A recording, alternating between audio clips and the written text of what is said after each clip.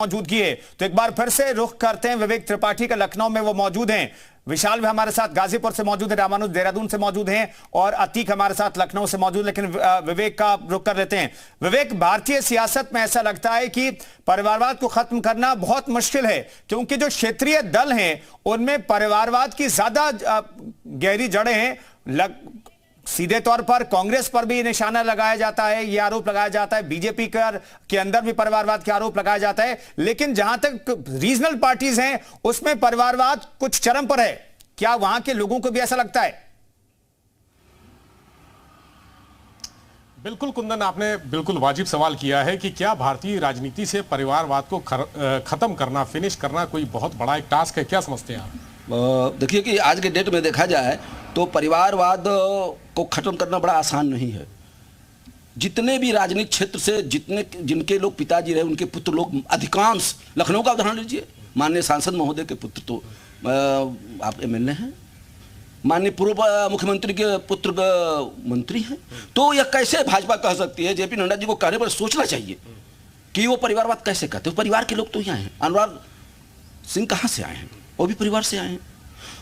कहीं भी आप फेहरिस्त लगा लीजिए, हमारे आपके शाह जी के परिवार से लेकर के मध्य प्रदेश में, राजस्थान में आप चले जाइए, महाराष्ट्र में, हर जगह उनके परिवार का, अगर पिता राजनीति में बड़ा ओहदे पर रहा है तो उनका लड़का भी एमएलए एमपी रहा है। क्या आपको लगता है, सहमत है इनकी बात से? हाँ, मैं बिल्कुल सहमत हूँ। और भारतीय जनता पार्टी को इस तरीके की टिप्पणी करने से पहले अपने पार्टी में परिवारवाद को देखना चाहिए। उन्हें सबसे पहले ये करना चाहिए।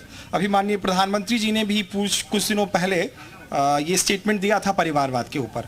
तो मुझे तो लगा था कि उस दिन भारतीय जनता पार्टी के सर्वोच्च नेतृत्व में जो उनकी केंद्रीय मंत्री हैं अनुप्रिया पटेल, और राजनाथ सिंह जी के सुपुत्र एमएलए हैं वो, और अनुराग सिंह, उसके अलावा एक समय ऐसा था कि कल्याण सिंह जी गवर्नर थे, उनके पुत्र सांसद थे और उनके पोते यहाँ मिनिस्टर थे। तो मुझे लग रहा था कि उस दिन सब लोग इस्तीफा दे देंगे।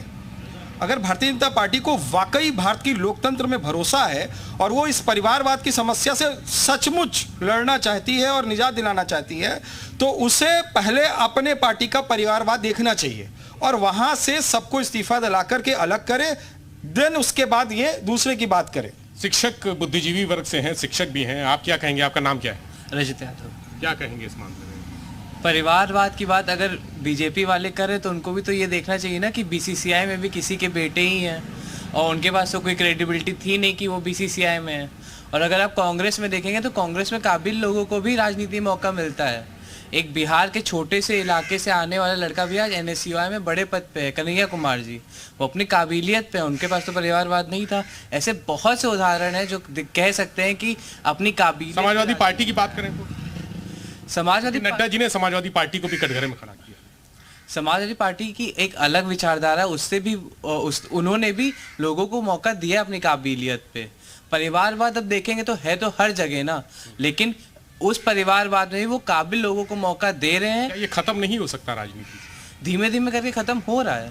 धीमे धीमे करके नेशनल लेवल पे भी देखेंगे तो आप सब काबिल लोग ही अपने अपने जगह बना रहे हैं। तो ठीक है, काबिलियत की बात होती है तो विशाल रघुवंशी हमें बताइए कि काबिलियत का ही जिक्र बार बार तमाम राजनीतिक दल करते हैं कि भाई हमारा बेटा और हमारा रिश्तेदार अगर कोई है तो वो काबिल है, जनता में पकड़ है, जनता की सेवा कर रहा है, इसलिए उसे मौका दिया जाता है। यही तो दलील राष्ट्रीय दल भी देते हैं और यही दलील क्षेत्रीय दल भी देते हैं। तो क्या अगर कोई जीत करके आता है तो सिर्फ इस नाम पर जीत करके आता है कि वो बड़े नेता का बेटा या बेटी इस तौर पर जीत करके आता है, या फिर ग्राउंड पर उसने काम किया इसलिए जीत करके आता है? वहां के लोग क्या कहते हैं? देखिए, बिल्कुल सीधे जनता से ही बात करते हैं, क्योंकि ये सवाल जो है बड़ा अहम है। ये बड़ा सवाल उठता है कि जब कोई किसी बेटे को, किसी बड़े नेता के बेटे को टिकट दिया जाता है तो ये कहा जाता है कि उसके अंदर काबिलियत है और वो जीत कर आएगा, तो अपने पिता के नहीं अपने दम पर जीत कर आता है। तो आपको लगता है कि काबिलियत जो है सिर्फ बेटा होना ही काबिलियत होती है या कुछ और हुनर होना चाहिए? देखिए, लोकतंत्र में परिवारवाद का कोई जगह नहीं है। डॉक्टर बी आर अम्बेडकर ने जब वोट का अधिकार दिया संविधान में, तो उन्होंने कहा कि एक वोट राजा का और एक वोट मेस्तरानी का, सब बराबर होगा। मेस्तरानी के कोख से पैदा हुआ भी आदमी राजा होगा और राजा के पेट से भी होगा। और ये विपक्ष यहाँ पर जो इंडिया जो बना है, ये तो एकदम परिवारबाजी से ये लोग राजतंत्र लाना चाहते हैं। जिस अरब में चुनाव नहीं होगा, इनका बेटा ही राजा होगा। यहाँ लोकतंत्र में इन लोगों को विश्वास है। आपको लगता है कि जिस तरह से जो है पूरा तरह परिवारवाद का एक बड़ा मुद्दा उठ गया, इसमें ये कहा जाता है कि अमर हो गया ये मुद्दा ऐसा कि जिसमें उत्तर प्रदेश में खास तौर पर बड़ा रहता है, हमेशा हमेशा चुनाव वक्त की मुद्दा जाता है। देखिए, उत्तर प्रदेश में विपक्षी पार्टियों में मुख्य रूप से समाजवादी पार्टी है। मुलायम सिंह यादव का लड़का उत्तर प्रदेश का सीएम बना, ये सबसे बड़ा परिवारवाद है। आज भी समाजवादी पार्टी अखिलेश यादव के अलावा किसी और को मुख्यमंत्री का चेहरा घोषित नहीं करती है, जबकि भारतीय जनता पार्टी में चाहे हमारे प्रदेश का मुखिया योगी आदित्यनाथ हो, चाहे हमारे देश के प्रधानमंत्री नरेंद्र मोदी हो, इन दोनों के बाद इनके परिवार के कोई भी व्यक्ति राजनीति में नहीं है। ये सबसे बड़ा परिवारवाद एक बड़ा मुद्दा है और चुनाव के वक्त ही आता है। लगता है कि परिवारवाद का मुद्दा इस बार भी चुनाव में रहेगा? परिवारवाद का मुद्दा तो चुनाव में इसलिए रहेगा क्योंकि जो विपक्ष है उनके पास तो कोई मुद्दा नहीं है, और वो जो है परिवार के ही सहारे जब अपनी सरकार जो है चलाना चाहते हैं, जैसे अखिलेश यादव हैं और राहुल गांधी जी को ले लीजिए, सोनिया गांधी को ले लीजिए, कांग्रेस को भी ले लीजिए, तो उनके भी अंदर भी परिवारवाद की वजह से पूरा जो है इंडिया से वो गायब हो गए, अब इंडिया ही बनाए हैं। कुछ और भी लेते हैं। देखिए, परिवारवाद का मुद्दा बड़ा है, तो उसको लेकर आपको क्या? भैया, परिवारवाद में अभी हमारी पार्टी बहुजन समाज पार्टी है, जो परिवारवाद से एकदम बाहर है। हमारे पास तमाम मुद्दे हैं। हम उन्होंने तो विरासत के लिए कह दिया, आकाश आनंद को आगे कर दिया। आकाश आनंद भी हाई कहाँ है? माननीय बहन जी राष्ट्रीय अध्यक्ष। अच्छा, बसपा से है। हाँ, बताइए। अच्छा, एक चीज आप बताइए, जो परिवारवाद का नारा दे रहे हैं, आपने राजनाथ सिंह के बेटा का देखा है? वो किसके बेटा है? पंकज सिंह। किसके हैं? कल्याण सिंह के बेटा को देखा, बहू को देखा। अब क्या परिवारवाद है? परिवारवाद यही ना है, परिवारवाद का नारा देते हैं। अखिलेश को बता दिए। गाजीपुर की बात करिए ना, गाजीपुर की सिन्हा साहब के बेटे अभिनव सिन्हा, वो क्या है? परिवारवाद नहीं है, वो परिवारवाद नहीं है। उनको मेरा इंडिया के सारे नेताओं पार्टियों से निवेदन है कि परिवारवाद जितनी राजनीति करनी करे, लेकिन राहुल गांधी को देश पर ना थोपे परिवारवाद के नाम पर। सर, यदि परिवारवाद की बात होती तो यदि आपने मनोज सिन्हा की बात कही है तो मनोज सिन्हा का बेटा भी सांसद होता या तो एलजी होता, लेकिन यहाँ सर मुख्तार वो मुलायम सिंह यादव का बेटा सीएम बनाकर मुलायम सिंह यादव चाहते तो अपने भाई साहब को बनाए होते, शिवपाल यादव। अभी तो परिवारवादी होता। ये आरोप लगा रहे हैं कि मनोज सिन्हा जी के बेटे अभिनव सिन्हा जो है परिवारवाद हो गया। अभिनव सिन्हा जी एक सामान्य कार्यकर्ता की तरह मिलजुल रहे, कोई जनप्रतिनिधि नहीं बने हैं, जबकि गाजीपुर में स्थापित किया जा रहा है, उनको गाजीपुर में स्थापित किया जा रहा है। भारतीय जनता पार्टी जो है परिवारवाद की बात करके सिर्फ वोट बटोरने की राजनीति करती है।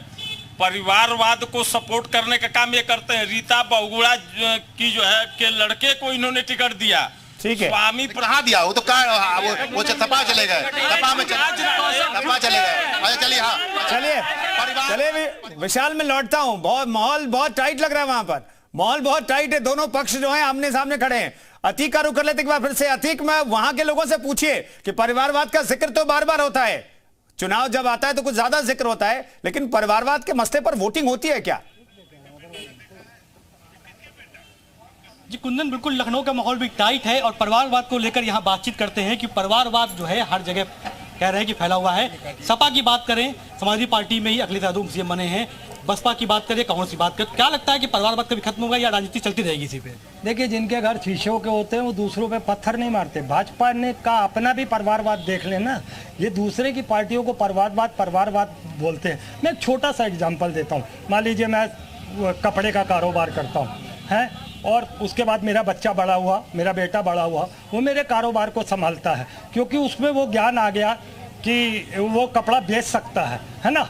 वैसे ही नेता के बच्चा अगर उसे राजनीति आ गई है और वो राजनीति करता है तो परिवारवाद का यहाँ कोई मुद्दा नहीं है। यहाँ मुद्दा है कि जो भी नेता देश सेवा में है, अगर वो कर रहा है और उसका बेटा भी उसी आचरण में चलते हुए देश सेवा कर रहा है, तो मुझे लगता है ये परिवारवाद का मुद्दा नहीं होना। काबिलियत अगर है तो कोई दिक्कत नहीं है। अगर काबिलियत है तो परिवारवाद का क्या जिक्र है? परिवारवाद का कोड तो नरेंद्र मोदी ने पाला और किसी ने नहीं पाला। अब मैं आपको बताता हूँ, मोदी, नड्डा और भागवत, इन लोगों ने क्या किया हुआ है? लगातार 3 दिन से अलग अलग बयान दे रहे हैं। एक वन नेशन वन उसकी बात कर रहा है, एक भागवत कह रहा है इसे भारतवर्ष कहने की आदत डाल लो, और भागवत कुछ और बोल रहे हैं, मुझे याद नहीं आ रहा अभी उन्होंने क्या बोला। तो मुझे लगता है कि ये, एक मिनट रुक जाइए, वो जनता का मुद्दों से ध्यान हटाना चाहते हैं। महंगाई, बाकी तो बात होती रहेगी, लेकिन परिवारवाद पर बात होनी चाहिए। एक सेकंड, लोग भी उनसे बात करते हैं। बात कंप्लीट हो रही है, मेरी बात कंप्लीट।